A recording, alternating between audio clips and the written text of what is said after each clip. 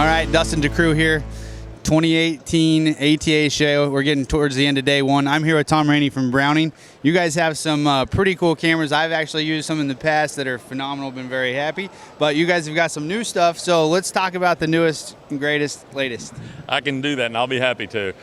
What we've done is, historically, over the last few years, two of the best-selling cameras in the category have been our Strikeforce cameras and our Dark Ops cameras. Those are the sub-micro small cameras, only work on 6 AA batteries. This year, we've partnered with Mossy Oak, and we've taken the Dark Ops ProXD. We have a Strikeforce version of this. But the thing that's really neat about these cameras is it has a dual lens technology. So what it's going to allow the camera to do once it senses the light conditions, can choose between a lens that's dedicated for daytime images and videos to really give you the best quality possible with those. And then it can also move and transfer over to the dark lens without any motion internally in the camera. It's just selecting the proper lens. Best nighttime videos and pictures possible. It's got lightning fast trigger speeds at 0.15 seconds, holds up to a 512 gigabyte SD card, takes images up to 24 megapixels. There's so much interesting new technology on this camera. It's going to be a home run this year. We're really looking forward to it. Perfect. And so what can people expect to see that at retail price? This particular camera, you're going to look at about $234.99.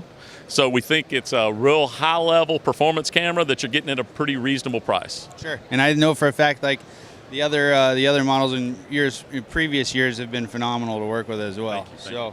Yep. Now tell us about this one. This is the Strikeforce. It is, and I was mentioning the Strikeforce a little earlier. This is the other sub-micro version of our camera. This particular one is our extreme version of this camera. One of the really neat things about this camera is it has an adjustable trigger speed. And we're talking about optimal conditions. If you're in a food plot situation, you might want to slow it down so you're not getting half a deer. Deer's transitioning across in front of the camera, slow it down. You might have a trail that the deer are walking down a little more briskly. You speed it up to a 0.4 second trigger speed. Got 16 megapixel images.